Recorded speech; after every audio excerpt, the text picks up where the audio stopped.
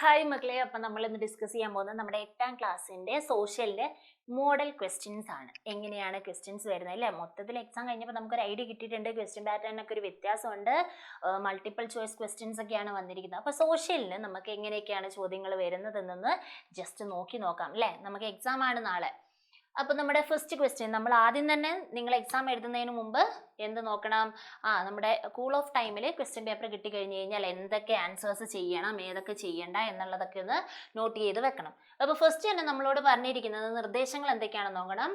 എന്താണ്? 1 മുതൽ 4 വരെയുള്ളതിൽ എല്ലാ ചോദ്യങ്ങൾക്കും എന്ത് ചെയ്യണം? ഉത്തരങ്ങൾ എഴുതണം. എത്ര മാർക്ക് വീതമുണ്ട്? ഓരോ മാർക്ക് വീതം ഉണ്ട്. 1 മാർക്കിന്റെ 4 ചോദ്യങ്ങളുണ്ട്. ആ 4 ചോദ്യങ്ങൾക്കും എന്താണ്? ഉത്തരങ്ങൾ നമ്മൾ എഴുതണം. ദെൻ ചോദ്യങ്ങൾ കാണുമ്പോൾ തന്നെ നമുക്കറിയാം ഇതൊരു മൾട്ടിപ്പിൾ ചോയ്സ് ക്വസ്റ്റ്യൻസ് ആണ്. 1 വേർഡിന് അല്ലെങ്കിൽ 1 മാർക്കിന് വന്നിരിക്കുന്നത്. ഏതാണ് ഫസ്റ്റ് ക്വസ്റ്റ്യൻ എന്ന് പറയുന്നത്? The European who came to India for trade are given below in the chronological order. From the options choose the correct group and write it. അല്ലേ? തന്നിരിക്കുന്ന ഇന്ത്യയിലേക്ക് കച്ചവടത്തിനായിട്ട് വന്ന യൂറോപ്യൻസിന്റെ അവർ വന്ന ഓർഡർ കുറച്ച് തന്നിട്ടുണ്ട്. 4 ഓപ്ഷൻസിലായിട്ട് തന്നിട്ടുണ്ട്. കൃത്യമായിട്ട് അവർ ആ വന്ന ഓർഡർ ഏതാണെന്ന് ഐഡന്റിഫൈ ചെയ്ത് കൃത്യമായത് ഏതാണെന്ന് തിരഞ്ഞെടുത്ത് എഴുതാനാണ് പറഞ്ഞിരിക്കുന്നത്. അവർ വന്ന ആ ഓർഡറിൽ അല്ലേ? അപ്പോൾ ഫസ്റ്റ് ഏത് രീതിക്ക് ആരാ ആദ്യം വന്നത്? പോർച്ചുഗീസുകാരാണ് അല്ലേ? ഫസ്റ്റ് വന്നത് പോർച്ചുഗീസുകാരാണ്. രണ്ടാമത് വന്നത് ഡച്ച് ആണ്. മൂന്നാമത് വന്നത് ഫ്രഞ്ച് ആണ്. ദെൻ നാലാമത് അവസാനമായിട്ട് വന്നത് ആരാണ്? ഇംഗ്ലീഷ് ആണ്. അപ്പോൾ ഈ ഓർഡറിലുള്ളത് ഏത് ഓപ്ഷനാണ്? ഓപ്ഷൻ ഡി ആണ് അല്ലേ? Portuguese, Dutch, French, English. ഈ ഓർഡറിലാണ് ഇന്ത്യയിലേക്ക് കച്ചവടത്തിനായിട്ട് യൂറോപ്യൻസ് വന്നത്. ഇതിപ്പോ തന്നെ പഠിച്ചോ? ഇതിന്റെ കൂടെ പഠിച്ചോ? നമുക്ക് എക്സ്റ്റേണൽ ആയിട്ട് ഒരു പോയിന്റ് ആയിരിക്കട്ടെ. Portuguese, Dutch, French, English. ഈ ഓർഡറിലാണ് അവര് വന്നത്. ആദ്യം വന്നത് പോർച്ചുഗീസുകാര്, പിന്നെ ഡച്ചുകാര്, അവരുടെ പുറകെ ഫ്രഞ്ചുകാര്, പിന്നെ അവസാനമായിട്ട് ആര് വന്നു? ഇംഗ്ലീഷ് ഈസ്റ്റ് ഇന്ത്യ കമ്പനിയും വന്നു. ഓക്കെ, ക്ലിയർ അല്ലേ? അതിന്റെ കൂടെ നമ്മൾ ഇതും കൂടെ പഠിച്ചു. ദെൻ രണ്ടാമത്തെ ചോദ്യം എന്ന് പറയുന്നത് 2 സ്റ്റേറ്റ്മെന്റ് തന്നിട്ടുണ്ട്. ഈ ടൈപ്പ് ചോദ്യം നമ്മൾ എല്ലാ എക്സാമിനും അല്ലെങ്കിൽ കഴിഞ്ഞ എല്ലാ എക്സാമിനും നമ്മൾ കണ്ടതാണ്. 2 പ്രസ്താവനകൾ തരും. അതിൽ ശരി ഏതാണ്, രണ്ടും ശരിയാണോ, അതിന്റെ കാരണം എന്താണ് എന്നുള്ളതൊക്കെ ചോദിക്കുന്ന രീതിക്കാണ് ക്വസ്റ്റ്യൻസ് വന്നിരിക്കുന്നത്. അപ്പൊ നമുക്ക് ആ 2 സ്റ്റേറ്റ്മെന്റ് നോക്കാം.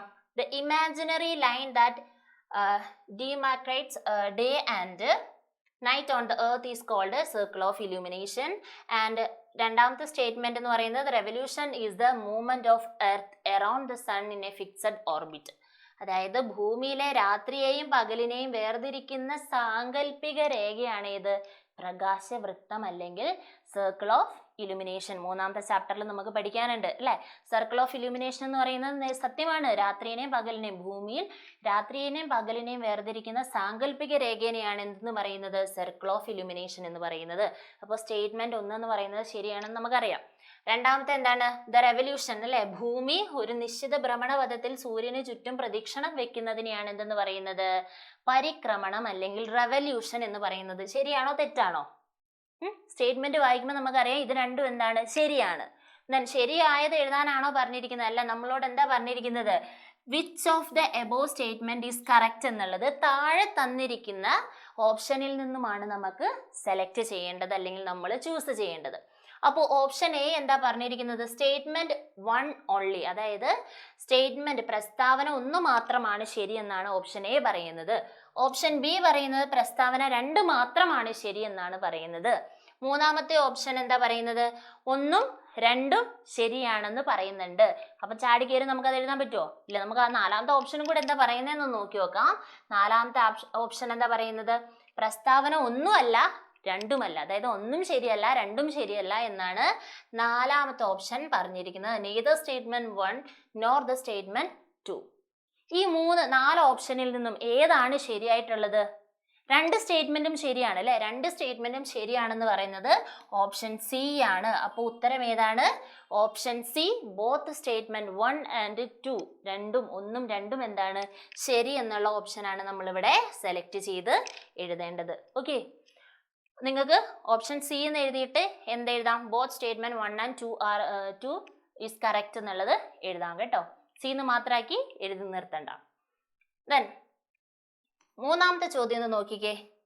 കണ്ടു കഴിഞ്ഞാൽ അറിയാം മാച്ച് ദ ഫോളോയിങ് ആണ്. പക്ഷെ മാച്ച് ദ ഫോളോയിങ് ആയിട്ടാണോ പറഞ്ഞിരിക്കുന്നത്? അല്ല അല്ലെ? ശരിയായ ജോഡികൾ താഴെ ശരിയായ ജോഡി ഏതൊക്കെയാണ് നമ്മൾ കണ്ടുപിടിക്കണം.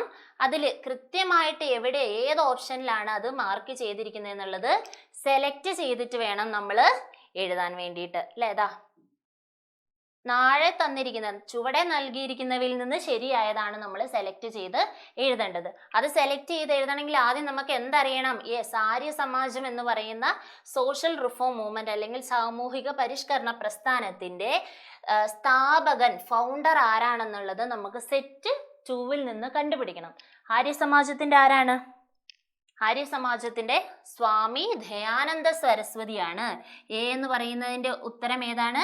സ്വാമി ദയാനന്ദ സരസ്വതിയാണ് ആര്യ സമാജത്തിന്റെ സ്ഥാപകൻ എന്ന് പറയുന്നത്. നമുക്ക് രണ്ടാമത്തെ ചാപ്റ്ററിൽ പകുതി കഴിയുമ്പോൾ അല്ലെ സോഷ്യൽ റിഫോംസിനെ പറ്റി പഠിക്കുമ്പോൾ എന്താണ്, കുറെ സോഷ്യൽ റിഫോം മൂവ്മെന്റുകളെ പറ്റിയും അതിന്റെ സ്ഥാപകന്മാരെ പറ്റിയിട്ടുമുള്ള ഒരു കോളം ടേബിൾ തന്നിട്ടുണ്ട്.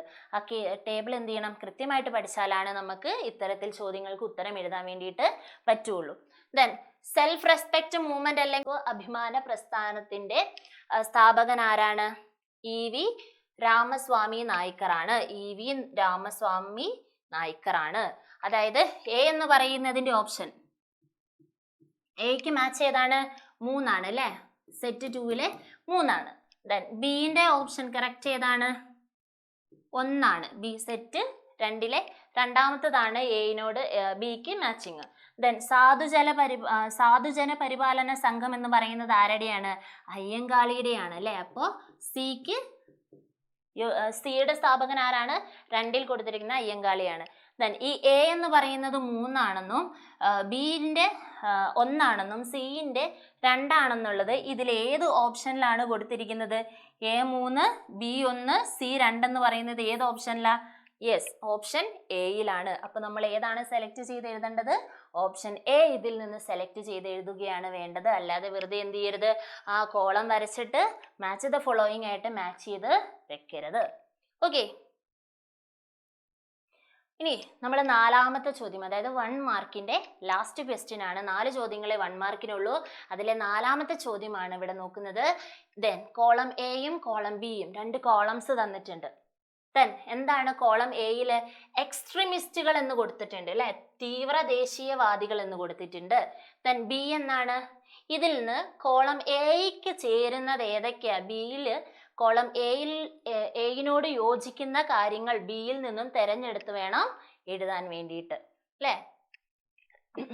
എക്സ്ട്രീമിസ്റ്റ് അല്ലെങ്കിൽ തീവ്ര ദേശീയവാദികൾക്ക് യോജിച്ചത് ഏതൊക്കെയാണ് ഈ ബി കോളത്തിൽ നിന്നുള്ളത് നമുക്ക് നോക്കാം.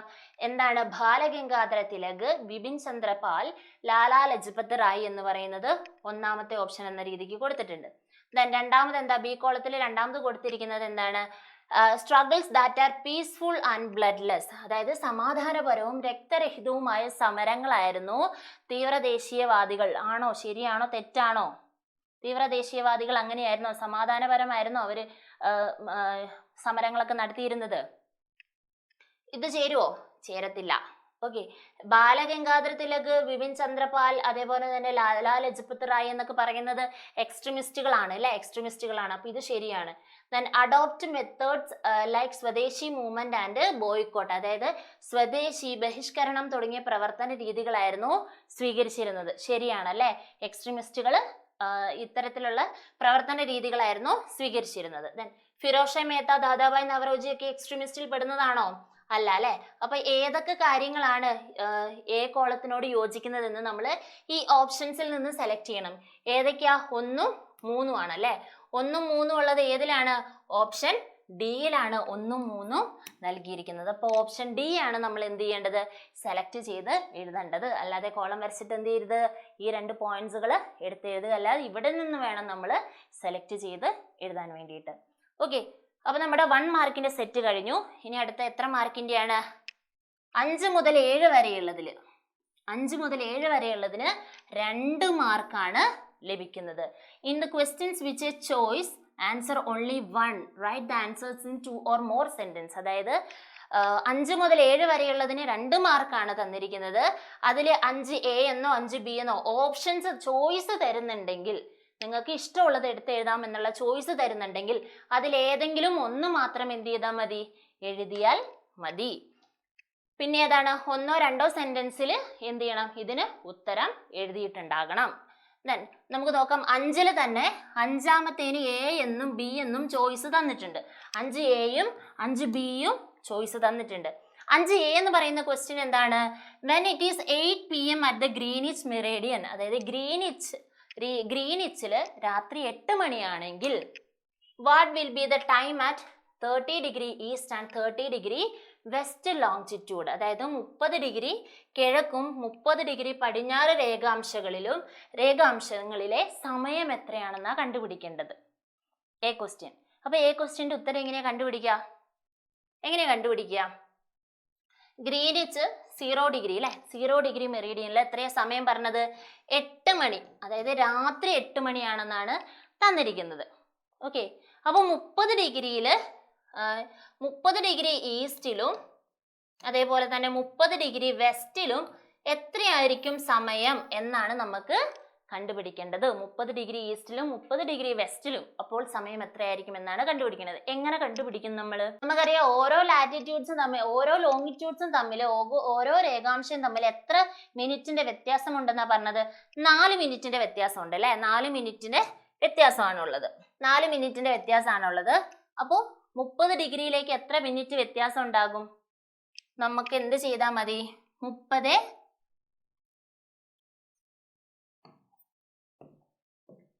30 ഡിഗ്രിയിലേക്ക്, അതായത് 0 ഡിഗ്രി ലാറ്റിറ്റ്യൂഡ്, ഓരോ ലാറ്റിറ്റ്യൂഡ് തമ്മിൽ 4 മിനിറ്റ് വ്യത്യാസമാണ്. അപ്പോൾ 30 ഡിഗ്രിയിലേക്ക് എത്ര മിനിറ്റ് വ്യത്യാസം ഉണ്ടെന്ന് നമുക്ക് കണ്ടുപിടിക്കണമെങ്കിൽ 4 × 30 ചെയ്യണം. എത്രയാണ്?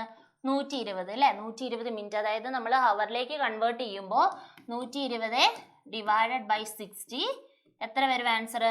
2 hour, അതായത് 2 മണിക്കൂർ വ്യത്യാസമായിരിക്കും ഉണ്ടാകുക. അപ്പോൾ 0 ഡിഗ്രി ലാറ്റിറ്റ്യൂഡിൽ 8 മണിയാണെങ്കിൽ രാത്രി 8 മണിയാണെങ്കിൽ ഇവിടെ എത്ര മണിയായി? രാത്രി 10 മണിയായി. 10 മണി. then ഇവിടേക്ക് എത്രയായിരിക്കും? 2 മണിക്കൂർ വ്യത്യാസമാണല്ലോ. അപ്പോൾ മൈനസ് ചെയ്യണം അല്ലേ. അപ്പോൾ ഇവിടെ എത്രയായിരിക്കും സമയം? 8 മണി കിട്ടണമെങ്കിൽ 6 PM, 6 മണിയാണ് സമയം. കൃത്യല്ലേ? 6 മണിയും ഇവിടെ 8 മണിയും പിന്നെ ഇവിടെ എന്താണ്? രാത്രി 10 മണിയുമാണ് സമയ വ്യത്യാസം. ക്ലിയർ അല്ലേ? സമയം കണ്ടുപിടിക്കാൻ വേണ്ടിയിട്ട് എന്താ ചെയ്തത്? ഓരോ ലാറ്റിറ്റ്യൂഡ് തമ്മിൽ 4 മിനിറ്റ് വ്യത്യാസമാണ്. അപ്പോൾ 0-ൽ നിന്ന് 30 ഡിഗ്രി വരെയുള്ള വ്യത്യാസം എന്ന് പറയുന്നത് 120 മിനിറ്റ് ആണ്. അത് നമ്മൾ എന്ത് ചെയ്യുന്നു? ഹവറിലേക്ക് കൺവേർട്ട് ചെയ്യുന്നു. എന്ത് വെച്ചിട്ട്? 60 വെച്ചിട്ട് എന്ത് ചെയ്യുന്നു? ഡിവൈഡ് ചെയ്യുന്നു. അപ്പോൾ നമുക്ക് എത്ര കിട്ടും? 2 hour, 2 മണിക്കൂറാണ് വ്യത്യാസമുള്ളത്. ഇതിൽ നിന്ന് 2 കൂട്ടുന്നു, ഇവിടെ വെസ്റ്റിലേക്ക് എന്ത് ചെയ്യുന്നു? 2 മണിക്കൂർ കുറയ്ക്കുകയും ചെയ്യുന്നു. ഓക്കെ, ക്ലിയർ അല്ലേ? സമയം കണ്ടുപിടിക്കാൻ അത് മാത്രം എന്ത് ചെയ്താൽ മതി? കണ്ടുപിടിച്ച് നമ്മൾ ചെയ്ത് വെച്ചാൽ മതി. then ഇതിന്റെ ബി ക്വസ്റ്റ്യൻ എന്താ പറഞ്ഞിരിക്കുന്നത് നോക്കാം. ബി ക്വസ്റ്റ്യൻ എന്ന് പറയുന്നത് എന്താണ്? A person who has newly started a startup uses machine instead of laborers for production. Which method of production he has used? What is the characteristics of this method? അതായത് ഒരാൾ പുതിയതായിട്ട് ഒരു startup തുടങ്ങി, then തൊഴിലാളികൾക്ക് പകരം എന്താണ്? യന്ത്രങ്ങളാണ് അദ്ദേഹം കൂടുതലായിട്ട് ഉപയോഗപ്പെടുത്തിയത്. പ്രൊഡക്ഷന് വേണ്ടിയിട്ട് യന്ത്രങ്ങൾ അല്ലേ, ക്യാപിറ്റൽ ആണ് കൂടുതലായിട്ട് യൂസ് ചെയ്തിട്ടുണ്ടായിരുന്നത്. അതുകൊണ്ട് തന്നെ ഈ ഉൽപാദന പ്രക്രിയയുടെ അല്ലെങ്കിൽ ഈ ഉൽപാദന രീതിയുടെ പ്രത്യേകതകൾ എന്തൊക്കെയാണെന്ന് എഴുതേണ്ടത്. അതായത് ക്യാപിറ്റൽ ഇൻറ്റൻസീവ് പ്രൊഡക്ഷൻ ടെക്നിക്കിന്റെ ഫീച്ചേഴ്സുകൾ എന്തൊക്കെയാണെന്നാണ് എഴുതേണ്ടത്. നമ്മൾ ലേബർ ഇൻറ്റൻസീവും ക്യാപിറ്റൽ ഇൻറ്റൻസീവ് എന്തൊക്കെയാണ്, അതിന്റെ ഫീച്ചേഴ്സ് എന്തൊക്കെയാണെന്നുള്ളത് നമ്മുടെ 4ാമത്തെ ചാപ്റ്ററിൽ കൃത്യമായിട്ട് പോയിന്റ് ആയിട്ട് നോട്ട് ചെയ്ത് കൊടുത്തിട്ടുണ്ട്. എന്തൊക്കെയാണ് അതിന്റെ പ്രത്യേകതകൾ? ഒന്ന്, ടൈം കൺസ്യൂമിങ്, ലെസ് ടൈം മതി അല്ലേ. പിന്നെ എന്താണ്? പ്രൊഡക്ടിവിറ്റി കൂടുതലാണ്. ഇങ്ങനത്തെ കാര്യങ്ങൾ എന്ത് ചെയ്തിട്ടുണ്ട്? നോട്ട് ചെയ്ത് തന്നിട്ടുണ്ട്. ആ ഫീച്ചേഴ്സ് മാത്രം എന്ത് ചെയ്താൽ മതി? എന്താണെന്നുള്ളത് എഴുതിയാൽ മാത്രം മതി. then അടുത്ത ചോദ്യം എന്ന് പറയുന്നത് 6ാമത്തെ ചോദ്യം നമ്മുടെ എന്താണ്? 5ാമത്തെ ചാപ്റ്ററിൽ നിന്നുള്ള ചോദ്യമാണ്. ഫണ്ടമെന്റൽ റൈറ്റ്സ് എന്ന് പറഞ്ഞാൽ എന്താണ്? ഇന്ത്യൻ കോൺസ്റ്റിറ്റ്യൂഷന്റെ ഏത് ഭാഗത്താണ് ഇതിനെപ്പറ്റി പരാമർശിക്കപ്പെടുന്നത് എന്നാണ് ചോദിച്ചിരിക്കുന്നത്. ഏത് ഭാഗത്താണ് ഇത് ഉൾപ്പെട്ടിരിക്കുന്നത് എന്നാണ് ചോദിച്ചിരിക്കുന്നത്. 5ാമത്തെ പാഠം എന്ത് ചെയ്യുക? 5ാമത്തെ പാഠത്തിൽ നിന്നുള്ള ചോദ്യമാണ്. അതിൽ നിന്ന് ഉത്തരം കണ്ടുപിടിച്ച് എഴുതുക. then അടുത്തത് 7ാമത്തെ ചോദ്യം എന്ന് പറയുന്നത് Minto Morley reforms are an example of British policy divide and rule, justify this statement. ഭിന്നിപ്പിച്ച് ഭരിക്കുക എന്ന ബ്രിട്ടീഷ് നയത്തിന്റെ ഒരു ഉദാഹരണമാണ് ഇത് മിന്റോ മോർലി പരിഷ്കാരം. എന്താണ് മിന്റോ മോർലി പരിഷ്കാരം എന്നുള്ളതൊക്കെ എന്ത് ചെയ്യാം, നോട്ട് ചെയ്യാം. രണ്ടാമത്തെ ചാപ്റ്ററിലാണ് നമുക്കത് പഠിക്കാനുള്ളത്. ഏതാണ്? അഡ്മിനിസ്ട്രേറ്റീവ് റിഫോംസ് അല്ലേ. മുസ്ലിംസിന് സ്വന്തമായിട്ട് എന്ത് വേണം? ഒരു ഭരണ സംവിധാനം വേണം, അല്ലെങ്കിൽ ഭരണ സംവിധാനത്തിൽ സ്പെഷ്യൽ റൈറ്റ്സ് വേണം എന്നൊക്കെ ആവശ്യപ്പെട്ടുകൊണ്ട് മിന്റോ പ്രഭുവിനെ ആഘാന്റെ നേതൃത്വത്തിലുള്ള ഒരു കമ്മ്യൂണിറ്റി അപ്രോച്ച് ചെയ്യുന്നതും അതേപോലെ തന്നെ അവർക്ക് അവരുടെ ആവശ്യങ്ങളെല്ലാം നടത്തിക്കൊടുത്ത ഒരു ഭരണ പരിഷ്കാരങ്ങൾ നടത്തിയതാണ് ഇത് മിന്റോ മോർലി റിഫോംസ്. അപ്പോൾ മിന്റോ മോർലി റിഫോംസ് എങ്ങനെയാണ് ഭിന്നിപ്പിച്ച് ഭരിക്കുക എന്ന് പറയുന്ന ആശയത്തോട് ഒത്തുചേർന്ന് പോയത് എന്നുള്ളത് എന്ത് ചെയ്യണം, നോട്ട് ചെയ്യണം. ഒരു 2 സെന്റൻസിൽ അല്ലെങ്കിൽ 4 സെന്റൻസിൽ എന്ത് ചെയ്താൽ മതി, ഇതിന് ഉത്തരങ്ങൾ എഴുതിയാൽ മതി. അടുത്ത ക്വസ്റ്റ്യൻ എന്ന് പറയുന്നത് 8 മുതൽ 11 വരെയുള്ളതിന് 3 മാർക്കാണുള്ളത്. ഇതിനും എന്താണ്, ചോയ്സുകൾ ഉണ്ട്. നിങ്ങൾക്ക് അറിയുന്നത് എന്ത് ചെയ്താൽ മതി, ആൻസർ ചെയ്താൽ മതി. എയും ബിയും എഴുതണമെന്നില്ല, എ അല്ലെങ്കിൽ ബി എന്ത് ചെയ്താൽ മതി, എഴുതിയാൽ മതി. 8A അല്ലെങ്കിൽ 8B എന്ത് ചെയ്താൽ മതി, എഴുതിയാൽ മതി. അപ്പൊ 8A ക്വസ്റ്റ്യൻ എന്താണെന്ന് നോക്കാം. ഇതും എന്താണ്, 5ാമത്തെ ചാപ്റ്ററിൽ നിന്ന് വരുന്നതാണ്. 5ാമത്തെ ചാപ്റ്റർ നിങ്ങൾക്ക് അറിയുമെങ്കിൽ എന്ത് ചെയ്യുക, അതിൽ നിന്ന് ആൻസർ ചെയ്യുക. Among the fundamental rights, the right of the constitutional remedies is considered the most important. Why? എന്തുകൊണ്ടാണ് മൗലിക അവകാശങ്ങളിൽ ഏറ്റവും പ്രാധാന്യം അർഹിക്കുന്നത് ഭരണഘടനാപരമായ പരിഹാരങ്ങൾക്കുള്ള അവകാശമാണ്? എന്തുകൊണ്ട്? അതിന് ഉത്തരം എഴുതാനാണ് പറഞ്ഞിരിക്കുന്നത്. 5ാമത്തെ പാഠം നിങ്ങൾ പഠിച്ചിട്ടുണ്ടെങ്കിൽ എന്ത് ചെയ്യുക, അതിന് കൃത്യമായിട്ട് ആൻസർ ചെയ്യുക. Then അതിന്റെ ഓർ ക്വസ്റ്റ്യൻ എന്ന് പറയുന്നത് ഏതാണ്, which economic system did India adopt after independence, what are the characteristics of this economic system? ഇതും എന്താണ്, എ ക്വസ്റ്റ്യനും ബി ക്വസ്റ്റ്യനും എന്താണ്, 5ാമത്തെ ചാപ്റ്ററിൽ നിന്നും ഉള്ളതാണ്. സ്വാതന്ത്ര്യാനന്തരം ഇന്ത്യ സ്വീകരിച്ച സമ്പദ് വ്യവസ്ഥ എന്ത്, ഈ സമ്പദ് വ്യവസ്ഥയുടെ സവിശേഷതകൾ എന്തൊക്കെയാണെന്നുള്ളത് 5ാമത്തെ ചാപ്റ്ററിൽ നിന്നുള്ള ചോദ്യമാണ്. അറിയുമെങ്കിൽ എന്ത് ചെയ്യുക, ഇതിനും ആൻസർ എഴുതുക. എത്ര മാർക്ക് ഇത്, എത്ര എഴുതണം, 3 സെന്റൻസ് അല്ലെങ്കിൽ അതിൽ കൂടുതലുള്ള രീതിക്ക് എന്ത് ചെയ്യണം, ഒരു ഹാഫ് പാരഗ്രാഫ് എന്ന രീതിക്ക് എന്ത് ചെയ്യണം, ഇതിന് ആൻസർ ചെയ്യണം. ഒരു ക്വസ്റ്റ്യൻ എത്ര മാർക്കാണ്, 3 മാർക്കാണ് ഈ ചോദ്യത്തിന് ഉണ്ടാകുക. 9ാമത്തെ ചോദ്യം ഇവിടെ ഒന്ന് നോക്കിക്കോ. 9ാമത്തെ ചോദ്യത്തിൽ ഒരു ഡയഗ്രാം, ഒരു പിക്ചർ തന്നിട്ടുണ്ട്. എന്താണ് ആ പിക്ചർ? 9ാമത്തെ ചോദ്യത്തിൽ തന്നിരിക്കുന്ന പിക്ചർ എന്താണെന്ന് നോക്കാം. ഇത് ഏത് സോൾസ്റ്റൈസ് ആണെന്നാണ് കണ്ടുപിടിക്കേണ്ടത്. അതിന്റെ സവിശേഷതകൾ എന്തൊക്കെയാണെന്നാണ് എഴുതേണ്ടത്. ഇത് ഏത് സോൾസ്റ്റൈസാ? മാർച്ച് 21 ടു ജൂൺ 21 വരെയുള്ള ഇത് ഏത് സോൾസ്റ്റൈസ് ആണ്? സമ്മർ സോൾസ്റ്റൈസ് ആണല്ലേ. എന്താണ്, ഗ്രീഷ്മ അയനാന്തം എന്ന് മലയാളത്തിൽ പറയും. ഇതെന്താണ്, സമ്മർ സോൾസ്റ്റൈസ് ആണ്. ഇതിന്റെ പ്രത്യേകതകൾ എന്താണ്? ഈ സമ്മർ സോൾസ്റ്റൈൻസിൽ നോർത്തേൺ ഹെമിസ്ഫിയറിൽ എന്താണ് കൂടുതൽ, എന്താണ് കുറവ്, എന്താണ് സമ്മർ സോൾസ്റ്റൈസ് എന്നുള്ളത് എന്ത് ചെയ്യുക, എഴുതിയാൽ എന്ത് കിട്ടും, 3 മാർക്ക് ലഭിക്കും. സമ്മർ സോൾസ്റ്റൈസിൽ നോർത്തേൺ ഹെമിസ്ഫിയറിൽ എന്താണ്, ഉത്തര ധ്രുവത്തിൽ എന്താണ്, പകലിന്റെ ദൈർഘ്യം കൂടുതലും രാത്രി കുറവുമായിരിക്കും ഉണ്ടാകുക. ഇതിനെയാണ് സമ്മർ സോൾസ്റ്റൈസ് അല്ലെങ്കിൽ ഗ്രീഷ്മ അയനാന്തം എന്ന് നമ്മൾ പറയുന്നത്. ഈ കാര്യങ്ങൾ എഴുതി കഴിഞ്ഞാൽ നമുക്ക് എത്ര മാർക്ക് കിട്ടും, 3 മാർക്ക് കിട്ടും. ദെൻ നമുക്ക് അടുത്ത ചോദ്യം ഒന്ന് നോക്കാം. അടുത്ത ചോദ്യം, ഇത് മലയാളം ഇവിടെയാണുള്ളത്. മലയാളം മീഡിയത്തിൽ മലയാളം ക്വസ്റ്റ്യൻ പേപ്പറിൽ ഇവിടെയാണുള്ളത്. ഇത് നമ്മളിപ്പോൾ അവിടെ ഡിസ്കസ് ചെയ്ത ചോദ്യമാണ്. അടുത്ത ക്വസ്റ്റ്യൻ നോക്കിക്കേ. താഴെ നമുക്കൊരു മാപ്പ്, നിങ്ങൾക്ക് മാപ്പിൽ അടയാളപ്പെടുത്താനുണ്ടെങ്കിൽ നിങ്ങൾ മാപ്പ് വരയ്ക്കേണ്ട ഒന്നും കാര്യമില്ല. എന്താണ്, നമുക്ക് മാപ്പ് തരും. അപ്പോൾ മാപ്പിൽ താഴെ തന്നിരിക്കുന്ന യൂറോപ്യൻ അഗ്നിവേശ പ്രദേശങ്ങൾ അടയാളപ്പെടുത്തുക, അതിന്റെ പേരെഴുതുക എന്നാണ് പറഞ്ഞിരിക്കുന്നത്. ഇത് നമ്മുടെ ഫസ്റ്റ് ചാപ്റ്ററിൽ, 1ാമത്തെ ചാപ്റ്ററിൽ മാപ്പിൽ തന്നെ തന്നിട്ടുണ്ട് യൂറോപ്യൻ അഗ്നിവേശ സ്ഥലങ്ങൾ ഏതൊക്കെയാണ്, ഏതിൻ്റെയൊക്കെ അധീനതയിലായിരുന്നു എന്നുള്ളത് തന്നിട്ടുണ്ട്. എന്ത് ചെയ്യുക, കൃത്യമായിട്ട് അത് നോട്ട് ചെയ്ത് പഠിക്കുക. കൊച്ചി എവിടെയാണ്, പോണ്ടിച്ചേരി എവിടെയാണ്, ബറോച്ച് എവിടെയാണ് വരുന്നത് എന്നുള്ളത് എന്ത് ചെയ്യുക, കൃത്യമായിട്ട് നോട്ട് ചെയ്ത് പഠിക്കുക. എവിടെ ഏകദേശം എന്ത് ചെയ്താൽ മതി, നോട്ട് ചെയ്താൽ മതി. കൊച്ചി എവിടെയായിരിക്കും, കൊച്ചി നമുക്ക് കേരളത്തിൽ ഒരു കുത്തിട്ട് കൊടുത്താൽ മതി അല്ലേ. ഏകദേശം ഇവിടെയായിട്ട് നമുക്ക് കൊച്ചി എന്ന് പറയാം. ദെൻ ബറോച്ച് എവിടെയാണ്, ബറോച്ച് ഇവിടെയാണ് വരുന്നത്. പോണ്ടിച്ചേരി ഈ ഏരിയയിലാണ് ഇവിടെ പോണ്ടിച്ചേരി വരുന്നത്. അത് നോട്ട് ചെയ്ത് പഠിക്കുക. അത് ഏതൊക്കെ ഭാഗങ്ങളിലാണ് വരുന്നത് എന്നുള്ളത് കൃത്യമായിട്ട് അടയാളപ്പെടുത്താൻ എന്ത് ചെയ്യുക, പഠിച്ചു വെക്കുക. ദെൻ അടുത്ത ചോദ്യം എന്ന് പറയുന്നത്, ഓക്കെ, അടുത്ത ചോദ്യം, contemporary relevance of Gandhian principles included in the directive principle of the state policy. ഇത് ഏതാണ്, 5ാമത്തെ പാഠത്തിൽ നിന്ന് വരുന്ന ഭാഗമാണ് കേട്ടോ. ഗാന്ധിയൻ പോളിസിനെ പറ്റിയിട്ട്, ഗാന്ധിയൻ തത്വങ്ങളുടെ സമകാലീന പ്രാധാന്യം എന്താണെന്നുള്ളതൊക്കെ 5ാം പാഠത്തിൽ നിന്ന് വരുന്നതാണ്. പഠിപ്പിച്ചിട്ടുണ്ടെങ്കിൽ എന്ത് ചെയ്യുക, ഇതിന് കൃത്യമായിട്ട് ആൻസർ ചെയ്തിരിക്കണം. ദെൻ 12 മുതൽ 13 ചോദ്യങ്ങൾക്ക് 4 മാർക്ക് വീതമാണുള്ളത്. 12ാമത്തെ ചോദ്യത്തിന് എന്തുണ്ട്, ചോയ്സ് ഉണ്ട്. അതിൽ നമുക്ക് എന്ത് ചെയ്താൽ മതി, ഇഷ്ടം നമുക്ക് അറിയുന്നതിന്റെ ആൻസർ മാത്രം ചെയ്താൽ മതി. അപ്പോൾ 12ാമത്തെ ചോദ്യം എന്ന് പറയുന്നത് എന്താണ്? Did the use of new Enfield guns hurt the religious beliefs of Indian soldiers? Explain on the basis of the cause of the revolt in 1857. അതായത് 1857 കലാപത്തിന്റെ കാരണങ്ങളുടെ അടിസ്ഥാനത്തിൽ എന്ത് വിശദീകരിക്കണം? പുതിയ എൻഫീൽഡ് തോക്കുകളുടെ ഉപയോഗം ഇന്ത്യൻ പട്ടാളക്കാരുടെ മതവിശ്വാസത്തെ വ്രണപ്പെടുത്തിയോ എന്നുള്ള രീതിക്ക് എന്ത് ചെയ്യണം? 1857 കലാപത്തിന്റെ അടിസ്ഥാനത്തിൽ അത് വിവരിക്കാനാണ് പറഞ്ഞിരിക്കുന്നത്. വ്രണപ്പെടുത്തിയായിരുന്നു അല്ലെ? ഏതോ ആരാണ് ഇതിനെതിരെ പോരാടിയത്, ആളാരാണെന്നൊക്കെ നിങ്ങൾക്ക് അറിയായിരിക്കും. നമ്മൾ ഏത് ചാപ്റ്ററിൽ പഠിച്ചതാണ്? ആദ്യത്തെ ചാപ്റ്ററിൽ കൃത്യമായിട്ട് 1857 റിവോൾട്ടൊക്കെ പഠിച്ചതാണ്. അപ്പൊ എന്ത് ചെയ്യണം, ആ ഭാഗം കൃത്യമായിട്ട് അറിഞ്ഞിരിക്കണം. എൻഫീൽഡ് തോക്കുകൾ ഉപയോഗിക്കൂല എന്ന് പറയാനുള്ള കാരണം എന്തായിരുന്നു, അതിനെതിരെ പ്രക്ഷോഭിച്ചത് ആരാണ് എന്നുള്ള കാര്യങ്ങൾ എന്ത് ചെയ്യുക, സിമ്പിൾ പോയിന്റുകളായിട്ട് നോട്ട് ചെയ്ത് പഠിക്കുക, എന്നിട്ട് ആൻസർ ചെയ്യുക. ദെൻ അടുത്തത് ഏതാണ്? ബി ക്വസ്റ്റ്യൻ എന്ന് പറയുന്നത്, ഇന്ത്യക്കാരിൽ ദേശീയത വളർത്താൻ പാശ്ചാത്യ വിദ്യാഭ്യാസം എത്രത്തോളം സഹായിച്ചു?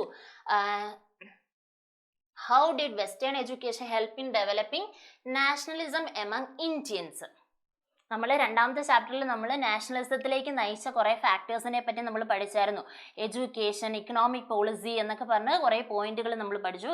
അതിൽ എഡ്യൂക്കേഷൻ്റെ കോൺട്രിബ്യൂഷൻ, സ്വാധീനം എന്താണ്, വിദ്യാഭ്യാസത്തിന് പാശ്ചാത്യ വിദ്യാഭ്യാസം എങ്ങനെയാണ് ഈ നാഷണലിസത്തിലേക്ക്, ദേശീയതയിലേക്ക് നയിച്ചത്, അതിന് കാരണമായത് എന്നുള്ള കാര്യമാണ് ഇവിടെ ചോദിച്ചിരിക്കുന്നത്. എന്ത് ചെയ്യുക, നാഷണലിസം എന്താണെന്നും എങ്ങനെയാണ് ഇവിടെ പാശ്ചാത്യ വിദ്യാഭ്യാസം സ്പ്രെഡ് ആയതെന്നും വളർന്നതെന്നൊക്കെ മനസ്സിലാക്കിയിട്ട് അതിനെപ്പറ്റി പഠിച്ചിട്ട് വേണം എന്ത് ചെയ്യാൻ, എഴുതാൻ. അപ്പൊ ആ ഭാഗം പഠിക്കുമ്പോൾ എന്ത് ചെയ്യുക, ഓരോ സബ് ഹെഡിങ്സും എന്ത് ചെയ്യുക, കൃത്യമായിട്ട് പഠിച്ച് ആൻസർ ചെയ്തിരിക്കണം.